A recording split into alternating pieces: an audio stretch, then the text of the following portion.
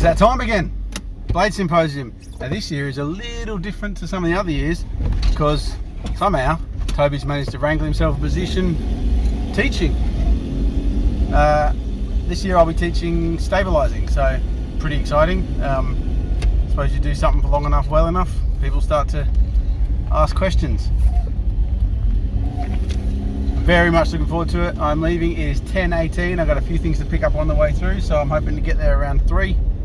I'll see some of you wonderful people there.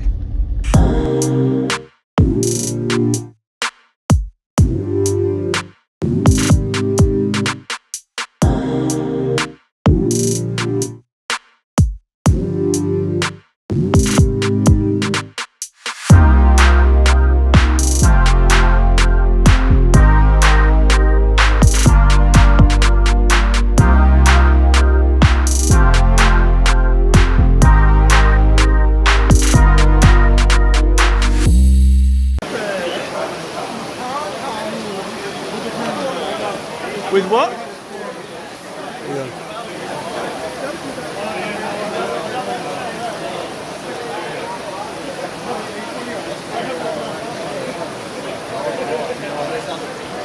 That would actually, that might make a lot of money.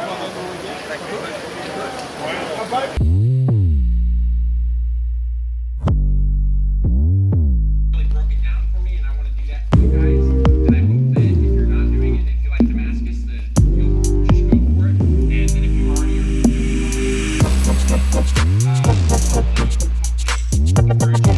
in and take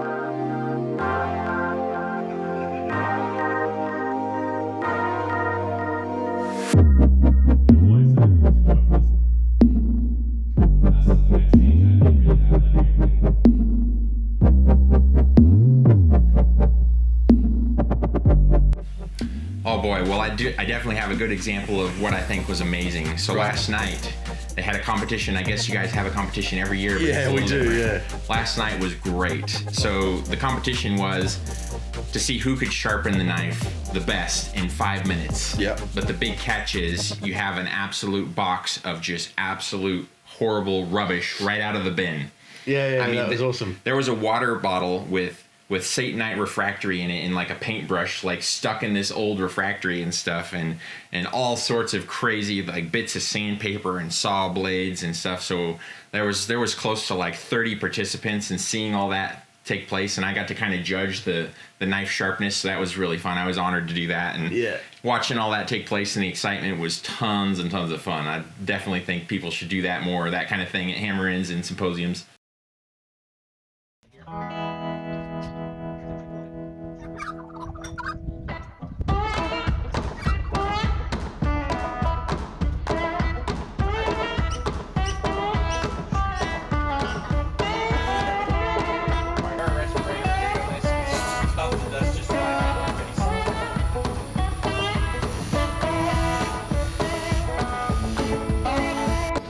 Oh, it was absolutely amazing. One of the highlights of the trip actually was seeing Luke, who bought the course right after it was released. He has the knife that he finished right before he came to the symposium to show me, and he did so amazing. It's only his 10th knife and his first ever buoy. He did like one hunter and like some steak knives, and then jumped right into this takedown buoy.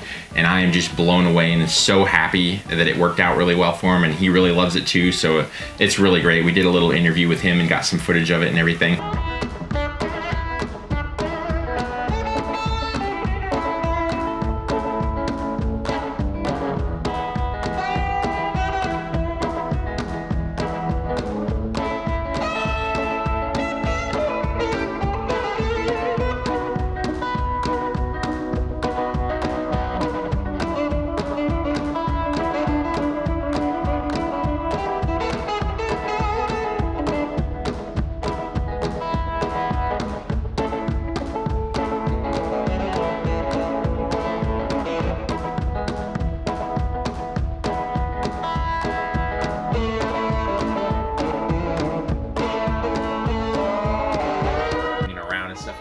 Straight and had breakfast on the beach, and hadn't seen the ocean in 5 years probably.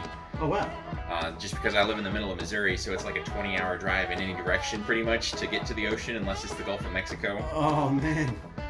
Saw an amazing waterfall. We were trying to get good views, but it was very cloudy and rainy, so we went to a couple lookouts and you could only see like 20 meters or so. Right. So Corin took us to see a waterfall instead, because that works when it's raining. Yep. And there's guys like rappelling down it, and it was an amazing hike, and Corin's pointing out all the different ecosystem of trees and plant species, and having us smell these herbs. Wow. And he goes into full on like bush mode, doesn't he? Yeah. He knows everything. He was like a scout leader or something for years. He was very, very well knowledgeable on it, and like spouting off Latin names and stuff. Oh really? Yeah. Huh. He even took us to see kangaroos, I guess, in this really cool valley where he says 80% of the time you see them. Well, we drove around, nothing. Went and saw the waterfall, had lunch, came back again to give it a second try. Absolutely nothing. So he was feeling super defeated, even though I was on cloud 9 because the trip was amazing so far. But he was feeling really defeated. We're driving back to Keith Flutter's house because we were staying there. Right. And he spots something on the side of the road, turn around, come back, and sure enough, there was like this small mob of kangaroos there. And we did the tourist thing and just pulled over and started taking pictures on the side of the expressway of kangaroos out in the distance. Yeah.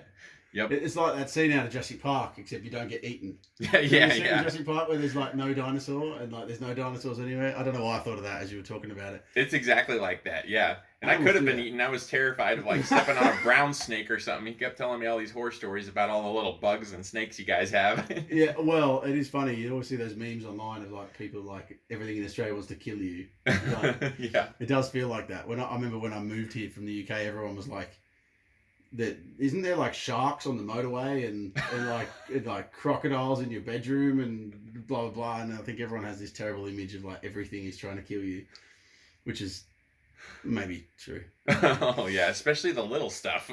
Yeah, that's I think the thing with it. Like you don't think too much of spiders. It's weird. You don't see that many spiders here, whereas like in the UK you see far more spiders, but they just can't kill you.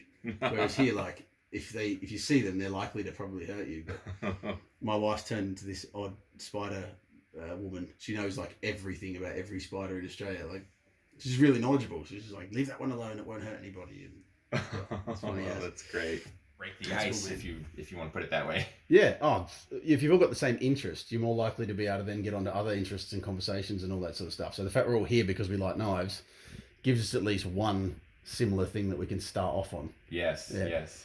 And obviously people are blessed to have someone like you who is clearly at such a high level when a lot of us are beginners and all that sort of stuff. You have the YouTube channel, you're massive on teaching. We spoke about this on last time's podcast. You love to sort of teach people. Having not done a lot of the face-to-face teaching, have you found it really different, or is it sort of similar to talking to camera and that sort of stuff? I thought it was going to be a lot different doing my presentations here and everything because I'm used to doing stuff on YouTube and online. But it actually felt pretty similar once it came down to the wire. I just needed to be a little bit more prepared because you don't get to cut and Take two. do takes over and over Microphone again. was off, sorry. Like if I'm standing there and I'm like, I don't know what to say now, you know, you can't cut that out. You got to just keep pushing through Keep it going. and stuff and work with what you got. Yeah. But you were really, really natural on it. And interestingly enough, like this is my first time of teaching. I wondered whether I'd kind of stumble over my words and lose them, but you just find that you know so much more than even you realize you know. And you clearly seem to have enough words to fill it and probably could have gone for another hour without too much issue. Yeah. Is that how it felt? Might have been able to find a little bit more to talk about. Yeah, it just kind of, once I got started, you know, the fear kind of went away and stuff started flowing a lot better. It's just having the courage to be able to say yes to the opportunity in the first place was the biggest challenge for me, I think. Yeah, okay, I understand that. And like the prep was big, trying to get everything ready, and like you say, you took a lot of time making sure your notes were right and you knew what you want to talk about, because people pay to be here. Nobody wants to get here and be like, well, that was a letdown, and then go away and never going to do it again, or you never get invited back to something again. Yeah. So you clearly had spent the time doing it, and we were real impressed. I would have thought you'd done this heaps and heaps of times, but do you feel like this is something you'll seek out? Like, have you considered doing your own courses with people or anything like that, or is that not really a thing that you'd want to do in your own workshop and that? I'm not sure. We thought the Australians are a bit of a force to be reckoned with, and there's something in the water, we've heard people say, and so the Australians are definitely working very hard to become well-known knife makers. And I've even heard on American podcasts people go, well, what's going on in Australia? Like, there seems to be a heap going on there. What's the level like across those couple of dozen knives you've seen since you've been here? And I know it's hard to say because you've seen people from all different levels. Is there anything you've looked at and gone, yeah, that's different? I haven't. That's something that's clearly more Australian-esque. Does that make any sense? Mm-hmm. Yeah, I've seen a wide variety of stuff and some really, really cool creative things. Some of the things that really caught my attention the most were like creative things that are outside of the box quite a bit, as far as being inspired by things outside of the knife world. And yeah, Australia is definitely a force to be reckoned with. Just lots of amazing, great makers, and even makers that maybe aren't at the highest in place yet. They seem to have a spirit of wanting to get there, and a spirit of like learning and improving themselves and stuff. And that's more important than how nice your knife is. If you're just trying to get better, you know, and you want to continue making each knife better than the last. I'm seeing a lot of that in teacher or anything. So it's really humbling, and very honored to just be invited to your guys' country and your event, and get to do like the keynote speech and everything is both terrifying for me at first and very humbling, and it's just been a great experience. And make it flat, make your metal flat, and keep your forges hot. It was something like Yodery like that. So another weekend ends. It's always tiring after the Blade Symposium. So much fun, so much energy, do lots of cool stuff, see so many amazing people and lots of lessons learned. You get to the end and you go, ugh, and zonk out. Now, if you're like me, you have a little bit to drive. Did you see that? Look at that. That's a giant sheep scrotum, which is an interesting thing to stand in front of. It's like, some of you will know where I am suddenly now. That I am in I think this is like world famous Goulburn giant sheep. Like giant sheep. Massive. It's interesting they would, to be correct, biologically, they put a giant scrotum on the giant sheep. So I have parked my Land Cruiser right in front of the giant scrotum, and thought this was a good place to thank you all for watching. And for anyone who came to Symposium, thank you all for being there. It was amazing. And if you didn't come, you've got to be there next year. It's awesome. We got Kyle Royer this year. Last year we had Rodrigo Sofredo, and the year before that we had Kevin Cashin.